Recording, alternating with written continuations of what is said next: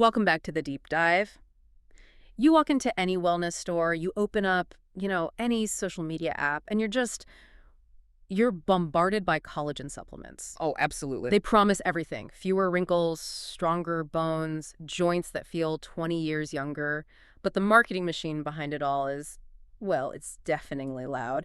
And frankly, pretty confusing. It really is. Yeah. And our mission today is to just cut right through that noise. We want to give you a clear, evidence-based blueprint for understanding this whole supplement category. Right. We're going to unpack exactly what collagen is, how it's absorbed or maybe not absorbed by your body, and most importantly, what the current science really says about your skin, your joints, and your bones. And for this, we've been deep in some comprehensive guides, looking at everything from the main types of collagen to the specific dosages used in research and the quality indicators that actually matter. Think of this as your shortcut to making a truly informed decision. Instead of just buying the jar with the nicest label. Exactly. Okay, let's get into it. We have to start with the basics, with the fundamental structure.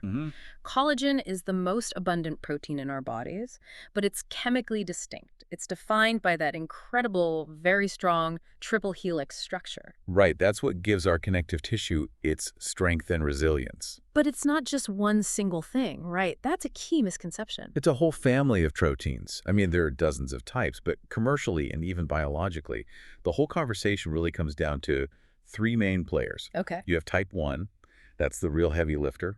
It forms the foundation of your skin, bones, tendons, and even your organs. It's the most common one. By far.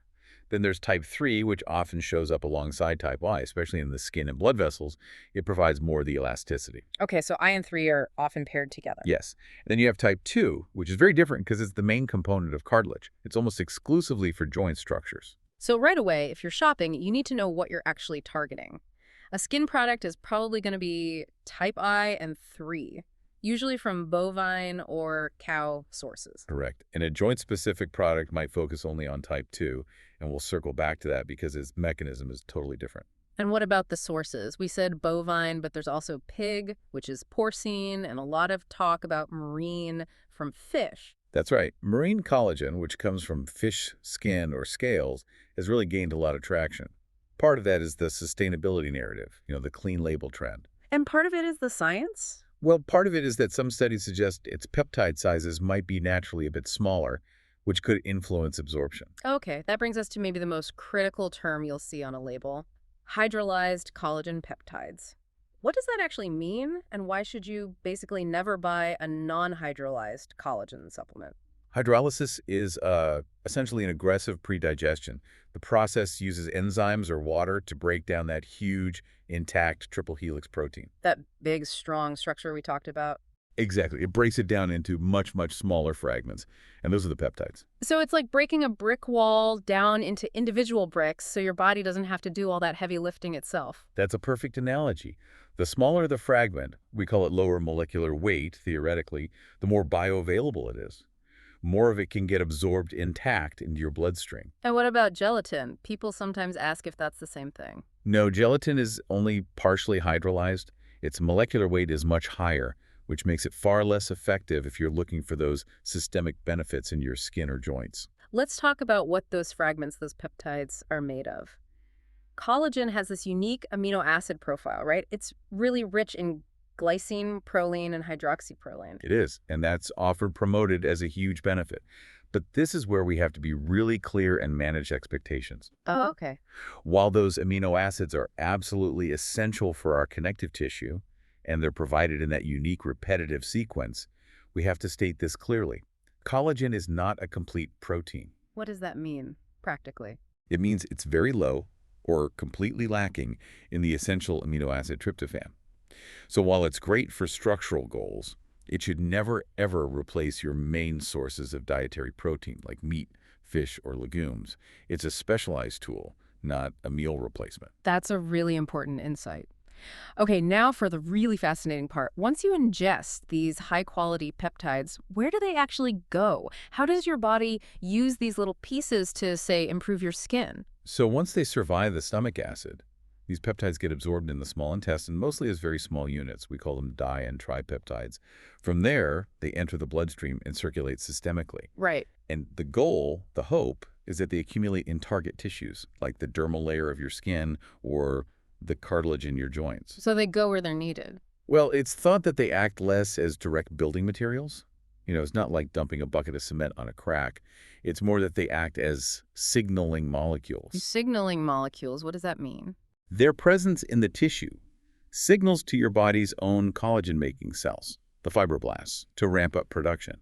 They basically tell your body, hey, we need to make more collagen here, and also other things like hyaluronic acid. So they're not the bricks. They're the foreman telling the workers to get back to building the wall. Exactly. They are the key that starts your body's own natural production engine. That's a really powerful idea. And if the mechanism is just signaling, does the source of the collagen, marine versus bovine, really matter that much for how effective it is? That is the million-dollar question, isn't it? If the goal is just to get enough of these small peptides into your blood to trigger those fibroblasts, then theoretically, the original animal source matters less than the final molecular weight of the peptide. Ah, so it's all about how small the pieces are at the end of the process. Right. If a brand is marketing a very low molecular weight, say under 2,000 Daltons, they're betting that superior absorption is more important than whether it came from a cow or a fish. That really helps clarify a lot of the marketing claims.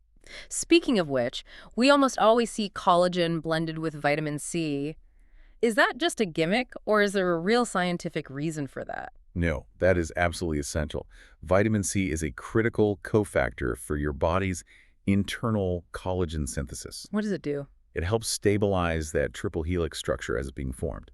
So if you ingest all these great peptides, the building blocks, but you don't have enough vitamin C, the catalyst, you're limiting your body's ability to actually use them efficiently. So it's a non-negotiable pairing. For maximum potential efficacy, yes. Okay, this is where we need to really manage expectations. We've established it's a supportive supplement, not some kind of miracle cure. Let's synthesize the actual evidence, starting with the biggest one, skin health. The data for skin health is probably the most consistent, but we have to stress the term modest improvements. Yes. Systematic reviews generally find that consistent long-term use, and we're talking 3 to 6 months minimum, can lead to small to moderate effects on skin elasticity, hydration, and maybe even wrinkle appearance. This is especially true for middle-aged and older adults. But if the results are only modest and you have to take it for months, does the cost-benefit really make sense compared to something proven like, say, just using sunscreen every day or a retinoid cream? That is the essential question for you to ask yourself. Collagen is a complement, not a replacement. Its benefits are conditional on a holistic strategy.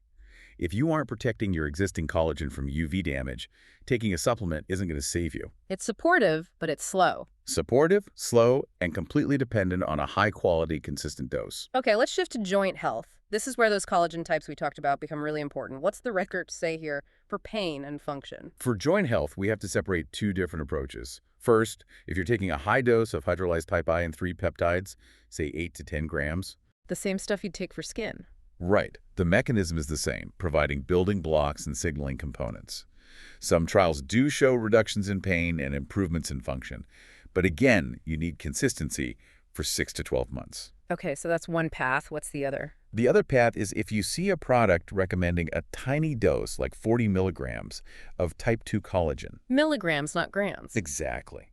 This is an entirely different ballgame. This is usually undenatured type 2, meaning it hasn't been completely broken down. It's thought to work through an immune process called oral tolerance. Oral tolerance. Essentially, it helps to regulate your body's inflammatory response toward its own cartilage. It kind of tells your immune system to calm down. Wait, so the listener absolutely needs to check the dose on the label. If they see a type 2 product that says to take 10 grams. That manufacturer has fundamentally misunderstood the science. That is a massive red flag about their quality control. Wow. Okay, that's crucial. You have to know your mechanism. A 10-gram dose of hydrolyzed type I for structural support, or a microdose of undenatured type 2 for immune signaling. Got it. And finally, bone health. This feels like the steepest climb for a supplement. What are the findings there? The evidence for bone health is the least robust of the 3. Some studies, particularly in postmenopausal women, do suggest some modest positive effects on markers of bone turnover. Which means? It means they might help slow down the rate at which bone is broken down. But it's not building new bone. Not directly, no. And the key takeaway here is absolute caution. Collagen is not a replacement for calcium or vitamin D. For bone support, it can only be one small part of a much bigger strategy. No one should ever treat a condition like osteoporosis with just collagen. So the bottom line is that any benefit is highly conditional. It depends on the product quality, your own biology, the dose, the type. Exactly. So with this flooded market, what are the actual actionable quality indicators you should be looking for on a label? Okay, first, think about the form. The most popular is hydrolyzed peptide powder. It's versatile, dissolves easily in almost anything. Right. Capsules or tablets are convenient, but you often have to swallow like 8 or 10 giant pills to get to that therapeutic 10-gram dose. And what about the ready-to-drink liquids? They're very convenient, but you absolutely have to check the label for added sugars and other fillers. They can be loaded with them. Okay, and what about source and transparency? What do we look for there? You want specific claims. For bovine sources, look for grass-fed or pasture-raised. For marine collagen, look for the MSC certification. That's the Marine Stewardship Council. It tells you it was sourced responsibly. But the marketing claims are one thing. What about real quality assurance? This is the most important part. You need to look for robust third-party testing. Look for seals from reputable organizations like USP, the U.S. Pharmacopoeia, or NSF International. And what do those seals actually guarantee? They verify that what's on the label is actually in the bottle and at the stated amounts. It's an independent check. You also mentioned something called a COA, a Certificate of Analysis. What should that tell us? A good company should make its COA available to you. It's your safety report.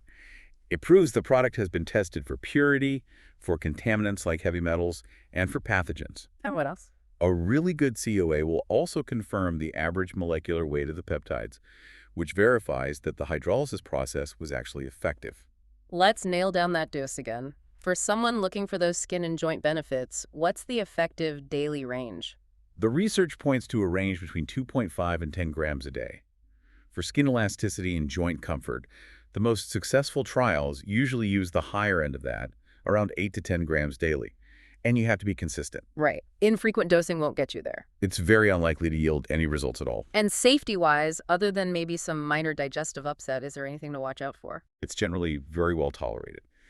The main concerns would be allergens, if you have a known bovine or porcine allergy, for instance. But the biggest safety concern, really, is contaminants in unregulated products that skip that critical third-party testing. Okay, let's bust a few final myths. We already covered that it's not a miracle cure. What about the idea that more is always better? That's a huge myth, that more collagen equals better results. It's just not true past a certain point. Your body's ability to absorb it is limited. So taking 20 or 30 grams is a waste. It's probably just creating very expensive urine. Efficacy is capped by bioavailability and whether you have enough vitamin C to support it. And what about the myth that marine collagen is just inherently superior to bovine collagen because it's purer? That's almost entirely a marketing narrative unless a company can explicitly show you a COA that proves their marine product has a statistically significant lower average molecular weight. Because at the end of the day, it's the size of the peptide that matters. Right. It's the chemical structure of the final peptide that signals your cells, not the species it came from. This has been incredibly clarifying. So let's summarize the key takeaway for everyone listening. Consistency, sticking to that 8 to 10 gram dose, and demanding transparent product quality.